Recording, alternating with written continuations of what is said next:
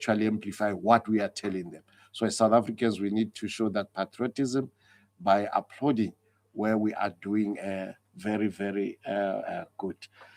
Ladies and gentlemen, I am going to invite the minister in the presidency to take us through the most important component of our communication cycle, which is the cabinet statement.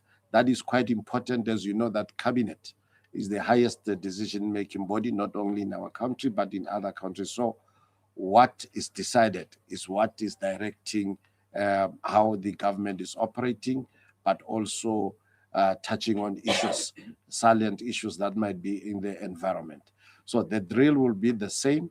When the minister is done with presenting the statement, we are going to allow and invite questions from the center, which is the Ronnie Mamwepa Center here. There is a knob just where you are seated. You press that knob. When it shows red, then you speak. Then we are also accommodating and joined by other colleagues in the media industry who are joining us online. So they will be accessing also the briefing from the GCIS platforms, and they would also join us when we come to the session of question times. Hence, you hear us from time to time. We call upon questions that are posted online. And I will also invite colleagues that at the end, you can also visit the GCIS platforms in case you might have missed something during the deliberations, so that there is that accurate capturing of what has been discussed. So on that note, allow me to then invite Minister in the presidency on this Friday morning to give us the statement of the cabinet. Minister.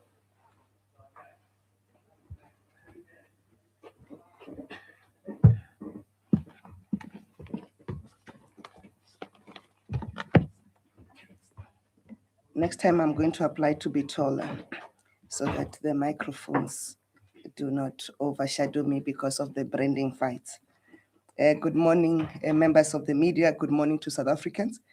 The post-cabinet briefing was rescheduled from yesterday to today because yesterday we were hosting visitors. There was the state visit of the President of Kenya, His Excellency President William Ruto. And for that reason, the post-cabinet is today. I must also extend our appreciation to the Madlanga Commission for allowing us the 30 minutes before, which is now taken by the branding fund, the media houses. But we'll make sure we cover the critical matters before the commission resumes. So this is the cabinet statement of the cabinet meeting that took place on the 3rd of June, 2026.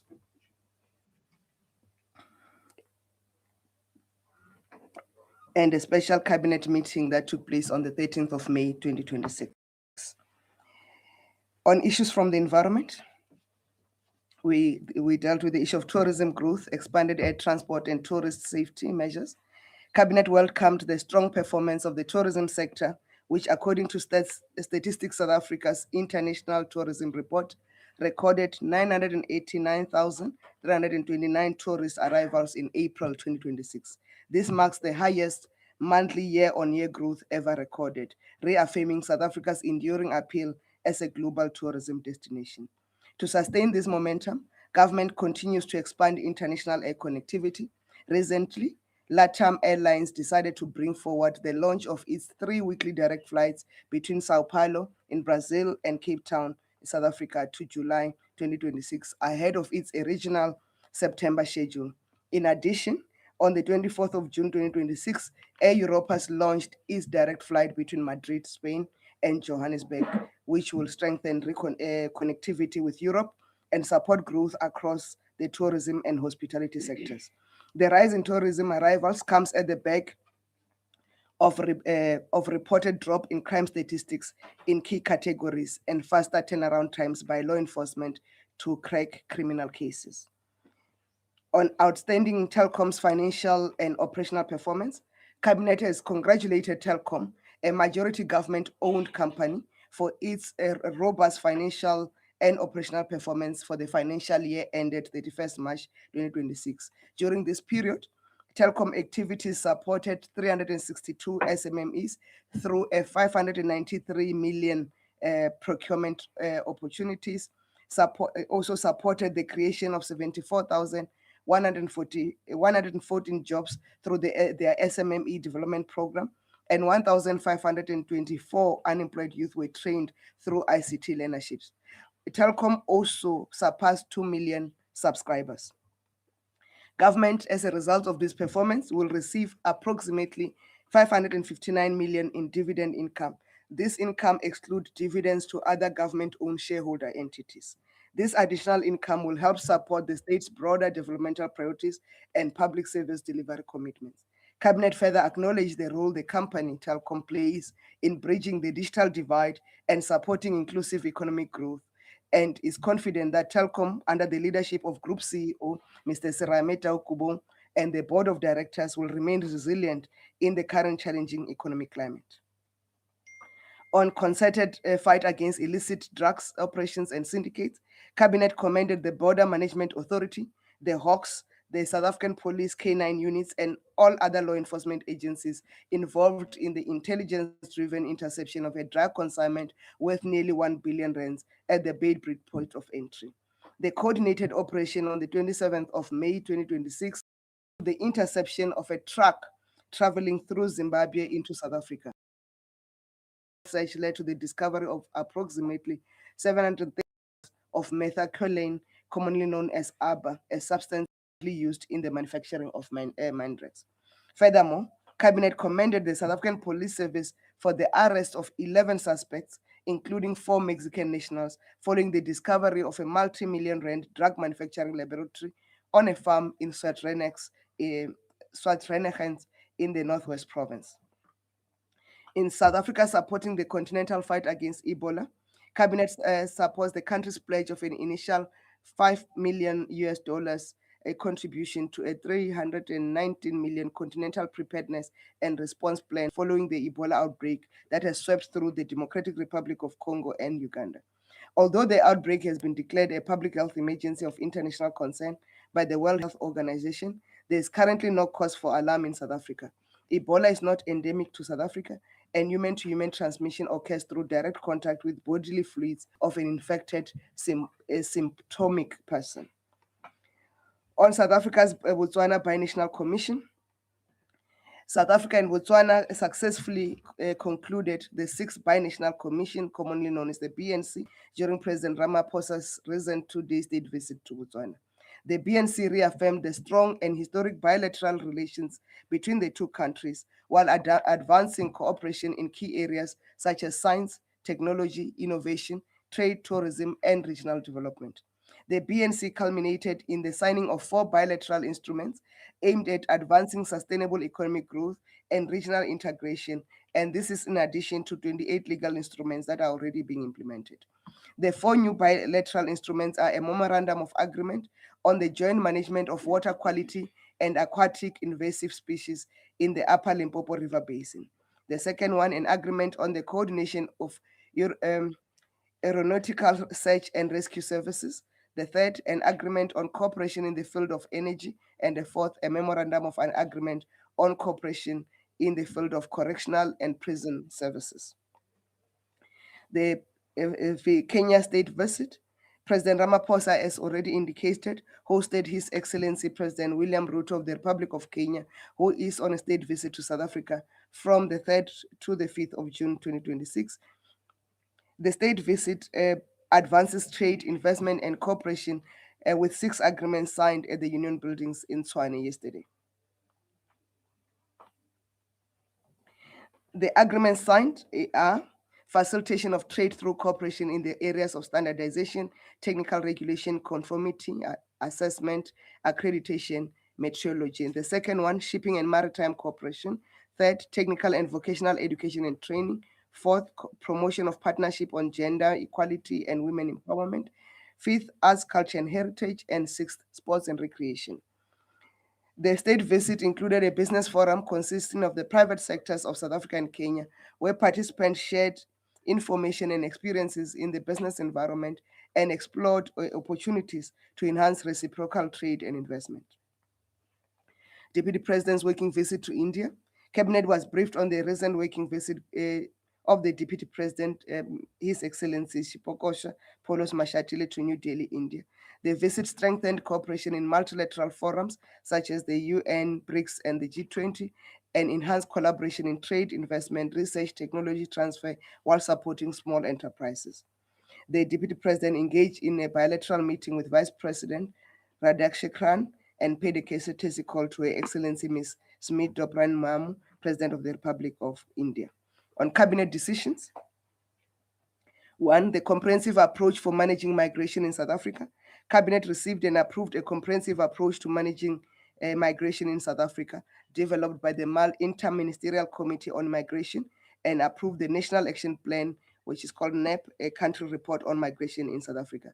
The President will address the nation on this matter, so the details will be provided by the President.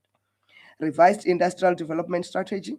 Cabinet approved the revised Industrial Development Strategy for implementation.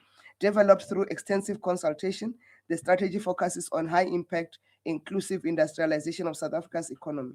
The strategy aligns with the policy priorities of the Government of National Unity and is anchored in three key pillars to drive industrial growth and transformation, namely decarbonization, digitalization, and diversification. The industrial development strategy prioritizes sectors critical to industrialization, including the protection of strategic industries such as steel, automotive, manufacturing, and mining. It also promotes expansion in future growth areas, including agro-processing, digital economy, and the green economy. In addition, the strategy targets sectors with strong potential for economic growth and job creation, especially for young people, including tourism and global business services.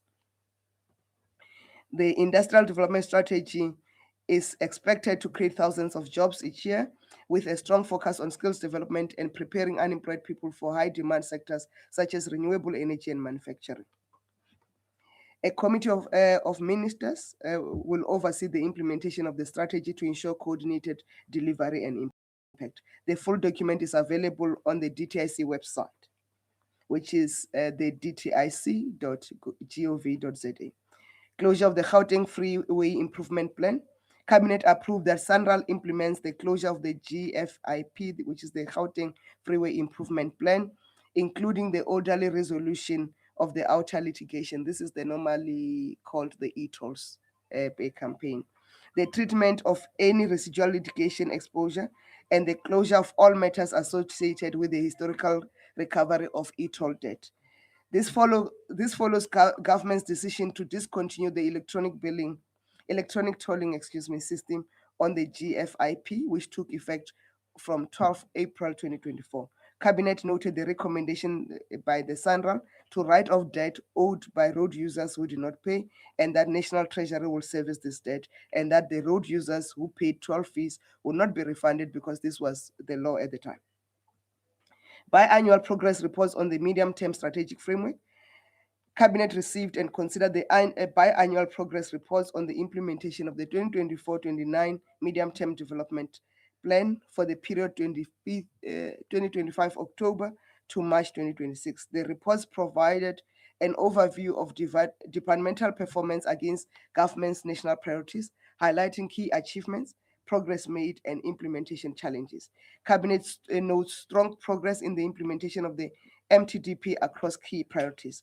The Minister of Planning, Monitoring and Evaluation, together with the chairpersons of cabinet clusters, will brief on further details on the biannual progress reports for the period October 2025 to March 2026, and the GCIS will share the details of the briefing. The withdrawal of the draft artificial intelligence policy. Cabinet approved the withdrawal of the draft AI policy, which was published for public comment in March 2026. The withdrawal will allow a rework of the AI policy to ensure it achieves its intended goals and that it establishes national standards on the ethical use of AI. On bills, the repeal of certain pre-1994 Justice Laws Bill 2026. Cabinet approved the submission of the repeal of certain pre-1994 Justice Laws Bills 2026 to Parliament for further consideration. This bill seeks to review and repeal outdated colonial and apartheid-era legislation that are no longer aligned with the values of a democratic constitution, constitutional order, and no longer serves a practical purpose. Once finalized by Parliament, the bill will repeal 149 pieces of apartheid-era in force and operation. Even the Department of Justice and Constitutional Development have already started working on justice laws for their repeal. Updates to Cabinet. Of the SADC Summit 2026, Cabinet received a briefing on South Africa's preparation to host the 46th Southern African Development Community Summit from the 16th to the 17th August 2026. The summit will mark the beginning of will also mark the beginning of South Africa's 12-month tenure as chair of SADC. You'll recall that we are current interim chair because Madagascar had to withdraw the chairpersonship given the conventions of SADC and countries that have regime change not through democratic means. A SADC Foreign Ministers Retreat was held on the 22nd to the 24th of May 2026 in Skukuza, Mpumalanga, where delegates discussed strategies to strengthen regional cooperation. The retreat deliberated on 5 thematic areas, namely financing regional integration, investment, public debt management, and domestic revenue mobilization, industrialization, value chains, and trade. Second, infrastructure, transport, and logistics, and the free movement of people, goods, and services. Third, energy, oil, and gas, and mineral resources. Fourth, agriculture, agricultural inputs, supply chains, markets, and food security, and identified the following priority measures for collective action. Hosting the SADC Summit and assuming the chair is critical as it will enable South Africa to lead regional structural economic transformation, drive industrialization, and boost both political and economic integration across the region. The summit will take place in eThekwini in KwaZulu-Natal. The National Conventional Arms Control Committee annual and first quarter reports. Cabinet received a report on the NCACC 2025 annual report, as well as the 2026 first quarterly report on authorized transfers of conventional arms. For the year ended December 5, the NCACC approved 582 munitions export permits to the value of 10 billion rands, 197 registration certificates, and 183 contracting permits amounting to 41 billion rands. Munitions import permits approved total 366 at the value of 269 million, while 132 dual-use export permits valued at 600 million were approved during the period. South Africa imported 269 million worth of equipment. The report further notes that in 2025, 5% more companies were registered when compared to 2024. Rationalization of courts. Cabinet was briefed on the work undertaken towards the rationalization of the areas of jurisdictions of the divisions of the High Court and supported the implementation of the immediate recommendations and the immediate implementation of the recommendations of the Rationalization Committee regarding magisterial districts and sub-districts over which the main and local seats of the divisions of the High Court shall exercise the jurisdiction. Minister Kubai will provide further details on this matter next week, and GCIS will provide the details of her briefing. Appointments. All appointments are subject to verification of qualifications and relevant security clearance. Cabinet approved the appointment of Mr. Wongikaya Daimani as the Director General of the Department of Land Reform and Rural Development. Ms. Tobisa Joyce Sotri as Deputy Director General Administration in the Department of Communication and Digital Technologies. Mr. Dick Andres Sono as the DDG Digital Infrastructure and Technologies at the Department of Communication and Digital Technologies. Ms. Janet Morwane Matsiate as the DDG Media and Content at the Department of Communications and Digital Technologies. The Board of the Export Credit Insurance Corporation of South Africa, the addition of the National Treasury Representative, who is Mr. Sipho Banisi. The appointment of additional members to the South African Council for Non-Proliferation of Weapons of Mass Destruction, Ambassador Teboho Kolo, will be the deputy chairperson and the DECO representative, and also approved the appointment of Dr. Presidency Ntshaveni, who's the representative of the State Security Agency. Appointment of the Board of South African Post Office who will be chaired by Ms. Regina Sizakele Madala, and Deputy Chairperson will be Ms. Margaret Musubudi Piri, Mr. Vuyo Mafata as the first additional member of the board, Ms. Tanya Van Meels, Ms. Mantombi Lukeleni, the Advocate Mtokozisi Krulu, Dr. Mduduzi Justice Kennedy Bopela, Mr. Charlie Fred Chain, Mr. David Mangena, and Mr. Konanjalo Butilis. Upcoming events, launch of the Lenaka Pavri rollout. President Ramaphosa, supported by Health Minister Dr. Aaron Motsoaledi, are currently launching the rollout of the Lenaka Privi, a groundbreaking long-acting HIV prevention injection administered twice a year. The intervention expands HIV prevention options, especially for people who struggle to take daily oral PrEP. The rollout forms part of South Africa's combination HIV prevention strategy aimed at reducing new infections and improving quality of life as we target a zero infection target for South Africa in terms of HIV.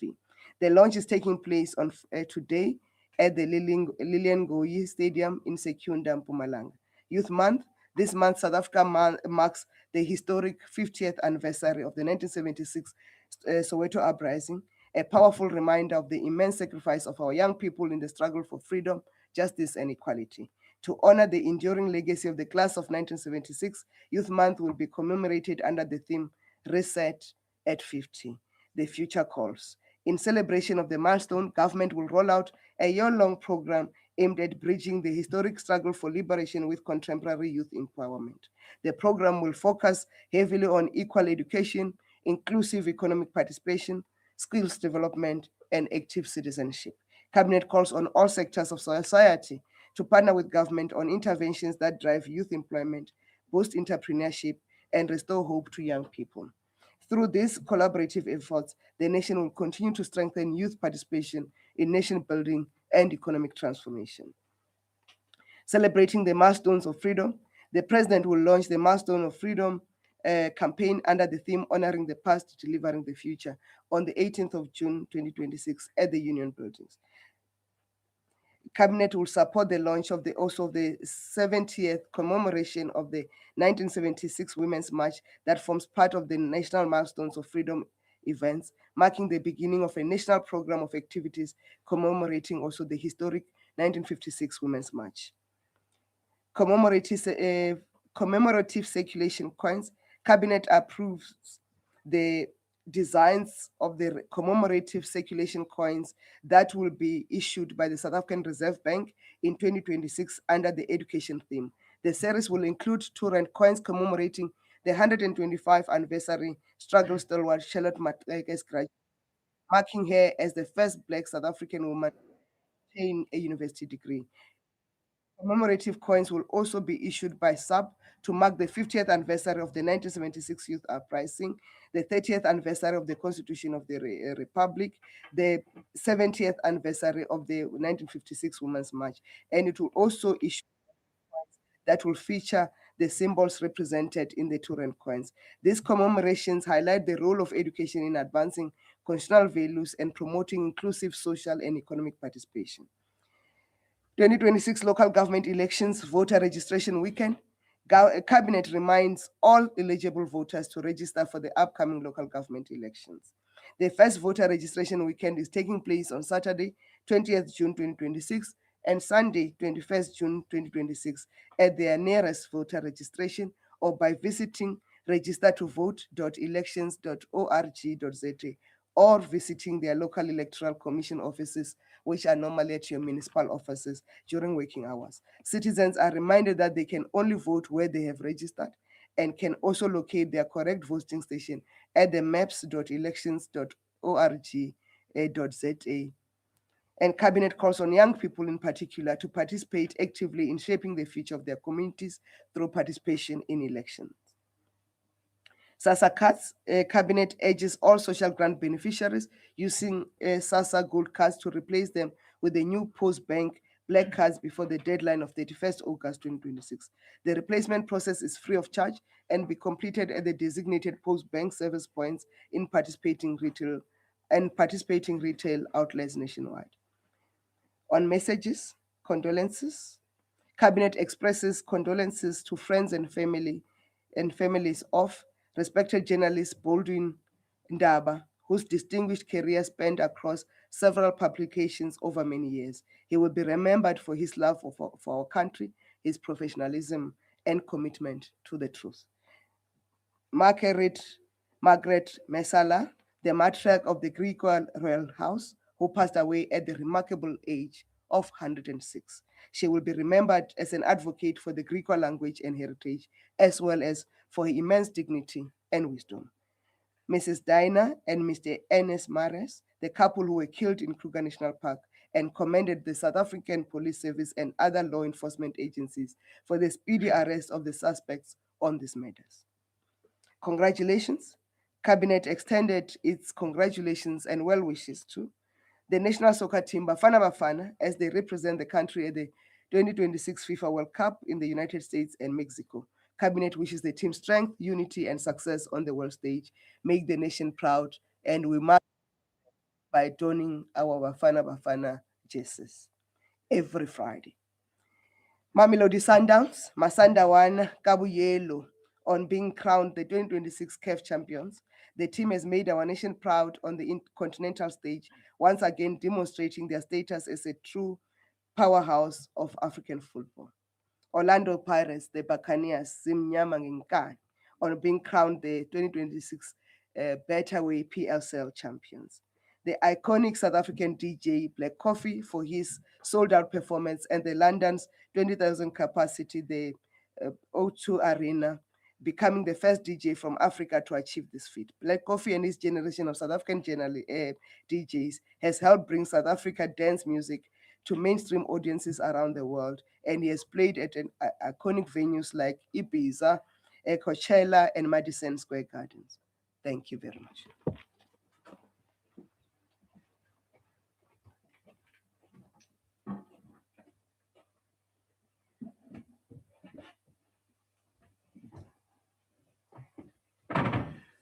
Thank you very much, Minister. But also thank you for the rallying call for our Friday, Bafana Bafana Friday. We will be leading with immediate effect to make sure that we showcase that. Colleagues, let me then invite the questions from the House. I know there have been requests that have been sent about the statement. Yes, the statement very soon. But let me first invite the questions from the House by an indication of hands, and we'll then go online. Let me just check the hands. Very much I can see that today, even the studios, the desk at the studios were left to come to this briefing. Thank you very much, my brother. Yeah, you can start, and then I'll come to you. Thank you, brother. Just press the knob there. There is a knob there. Just press and then it will show by way of being red. Thank you. I thank you. Thank you, brother, and thank you, Minister, for the kind words towards the parade. Minister, you mentioned that the president will. I think I know you, but let's for the record so that it's recorded. Who's asking the question in the media house? Oh, Abiwam Dila from ENC. I'm so sorry about that. Minister, the president will around all that's brewing around illegal migrants. I just want to understand, does Cabinet perhaps believe there are sinister forces behind what we're seeing? Are you engaging? I mean, there are deadlines that have been set. I know in Daggafontein, people have been given until the 15th of June. There's another 30th of June deadline. Are you perhaps engaging these communities and the people that are making these deadlines? And perhaps from government side, is this a failure to curb the issue of illegal immigration that's happening in the country? Thank you.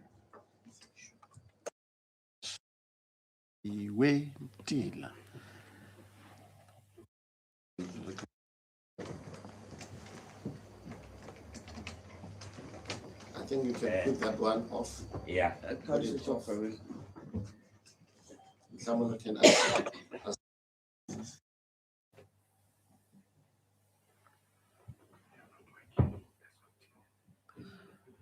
Then, Maholo, you'll have to use a shop steward voice. No, it's okay. UFM. Minister, why did it take so long to repeal this apartheid and colonial law? Shouldn't this have been done in 1994, possibly? And are there any specific laws that perhaps you can point out as having been an obvious hindrance to the democratic order? And then my second question relates to the licensing of manufacturers of munitions for exportations. Previously, Minister complaints, allegations rather, in particular against Rheinmetall, which includes our own Denel, that they are producing this munition here in South Africa and are against the law, send them out under the guise that they are going to Germany or anywhere else, only to divert them to a conflict zone such as Ukraine. I want to find out whether there's merit to any of those claims, and generally, what are the implications for a firm that is found doing that?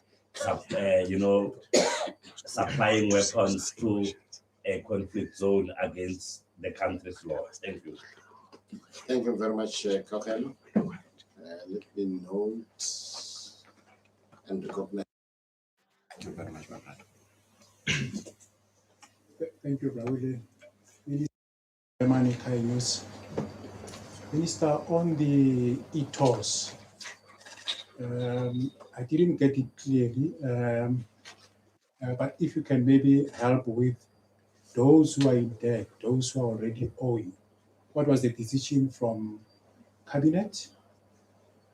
And then secondly, a follow-up on colleague's friend Abiwe, what is the position of government on this? Allow me to name it as it is, March on March protest heading to the so-called shutdown, 30th of June. There's been unconfirmed statements, accusations that the police are saying that it's not going to happen, but also unconfirmed post shared yesterday from the Chief Justice with regard to the march. But what is the position of government? And lastly, Minister, I'm not saying this as a journalist. I'm saying this as a someone advocating for good health, healthy living. Well done to government on this new antiretroviral medication that the president is officially launching today. If I can ask, Minister, on behalf of the people living with diabetes in the country, can Cabinet also start considering diabetes, Minister? Currently, where we are, a lot of the doctors that we've engaged with, Minister, they are concerned because soon diabetes will be declared as the leading cause of death in the country. I can tell you, Minister, that now we're losing 78 people per day due to diabetes-related complications. And Stats SA has also confirmed that 27,650 are lost due to diabetes on an annual basis. So if Cabinet also, Minister, can look into that. Thank you. I think those were the questions that we're having inside the House. I'm not seeing any other hand. Minister, you can come to respond. And Minister, we are joined by our media colleagues from the most of the SADC regions, welcoming the colleagues that have joined from the neighboring countries, joining this press briefing. Thank you very much.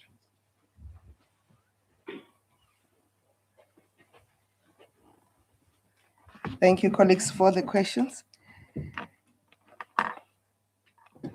Let me start on the question around the deadlines.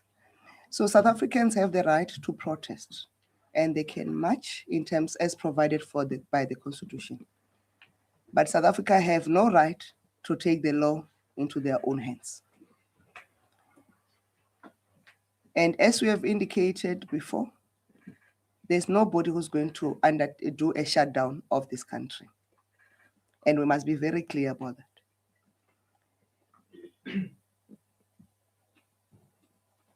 And if we then disclose what our categorization of the people behind the marches and everything else, we may compromise the work that is being done by law enforcement and net joints. So what we are communicating, which the president will detail, is the issue that there is work that is being coordinated, as we have indicated in previous briefings and also in the debates in Parliament and also in other statements issued by our colleagues within the criminal justice cluster. Government has been, for the longest time, seized with work to deal with migration. And we have been consolidating that work, but we'll leave the details of this comprehensive approach to be explained and outlined by the president to the nation. And historically, you will recall that even the Department of Labor have been involved in a number of inspections. Some of them have been joint inspections. But we'll leave let's allow the president to address the nations. We'll be willing as GCIS to come back and field questions with the justice cluster and net joints if needs be, if there are questions that the media would like address arising from the state, from the address by the president to the nation. Kaugelo, you raised difficult questions around the delays. I think the successive administration focused on putting in place legislation that will enable the current constitution to work. But as judgments come, we are always hamstrung by those. But as I've indicated during the briefing, Minister Kubai will brief sometime next week. We'll forward your question to her so that upfront she can clarify those specific legislation or laws that have been cumbersome for the democratic orders that are part of those that are being that have been submitted for repeal. It will work much better that way. On the question around Denel Rheinmetall, in terms of the process of arms control, when you manufacture arms, you apply for permission to export, which gets granted. You cannot export or re-export those arms and armaments, munitions, and anything that, let's say, for instance, in the case you have given of Rheinmetall, that they are exported to Germany, and they cannot arrive at Germany and be re-exported to Ukraine without the permission of the National Conventional Arms Controls Committee. The re-exportation must follow a permitting process. We have not, as the National Conventional Arms Control Committee, received any application from Denel Rheinmetall for re-exportation to Ukraine. And we have no basis to believe that they've done re-exportation in conflict with the laws of South Africa, because they have no such record of violating the law. So the risk of diversion are not there as we're concerned. But we'll await, as we've indicated to the Joint Standing Committee of Defense, we'll await the UN when they do the inspections in Ukraine and Russia to see if there are any components coming from the arms that were sold through the permission of the South African National Conventional Arms Control Committee. And the penalties as provided for from the National Conventional Arms Controls Act of South Africa will then apply to any violators, not only in the case of Rheinmetall, but in any other matter that the violation will be. If there's any evidence that the re-exportation is being done by any a company that has been authorized. We request members to bring that to our attention with evidence, not newspaper clippings that are making allegations. Thank you. And on the e-tolls, the position is that those who are in debt, their debt will be written off. And it will be written off because the National Treasury will then service that debt. On the posts, our understanding is that the posts that was accredited to the Chief Justice, it's a fake post. It's not a correct. It's an honest, factual post. It's fake. And our position is that the net joins and the JCPS cluster are ready at any day to deal with those who want to violate the laws of the country, whether South African or otherwise. On the fight against diabetes, you are correct. We'll engage with the Department of Health, and on our part as GCIS will support their awareness campaigns, but also efforts to make sure that we increase our treatment on diabetes. But we also want to remind South Africans that diabetes, the bulk of diabetes, though you need medical intervention, you can also contribute to making sure that you don't have diabetes by keeping healthy in terms of exercising, eating healthy, and watching your health. But we are also, as you'll recall, I think 2 post-cabinet briefings ago, strengthening our manufacturing of, what do you call them, with BioVac?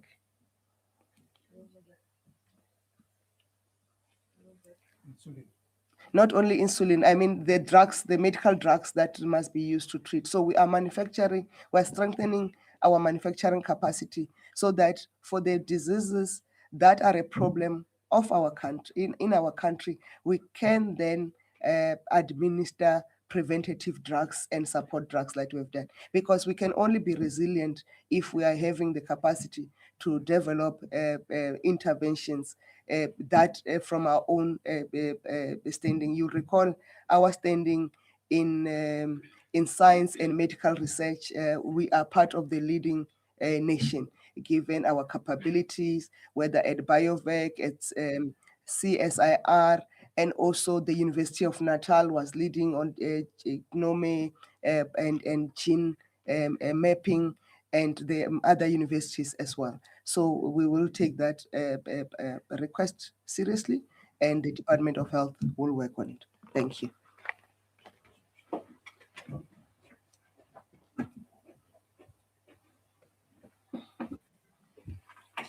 Thank you very much, Minister. I'll give it to the South African media. I like it, Minister. There's already a headline, family meeting. Thank you very much. May I then invite any questions if we do have online? Not sure who's us. Thank you, Mr. We don't have questions from online. Thank you. Thank you very much, Minister. The headline is already there of the things. Colleagues, on that note, let me invite the Minister to then do the normal closing of the briefing session. Thank you very much.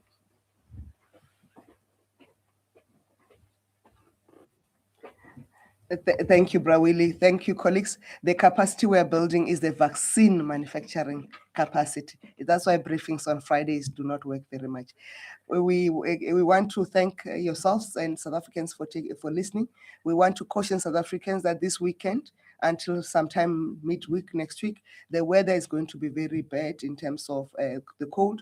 We propose that we look after ourselves. There are areas that are going to be snowing. Follow the public announcement that we are running both in the public broadcaster, but also through community media, and follow the GCIS platforms and government platforms and the South African Weather Services platforms on that. Those of you who do not have shelter, your municipalities and your Department of Social Development in the provinces and the Department of Social Development nationally have shelter opportunities for you. Please go and be safe. We do not want to lose life because of the extreme weather condition. Drive safely and do not drink and drive. Fasten your seatbelt. Make sure your cars are in good condition. If you are traveling with children, make sure that they are also bottled up. Thank you very much.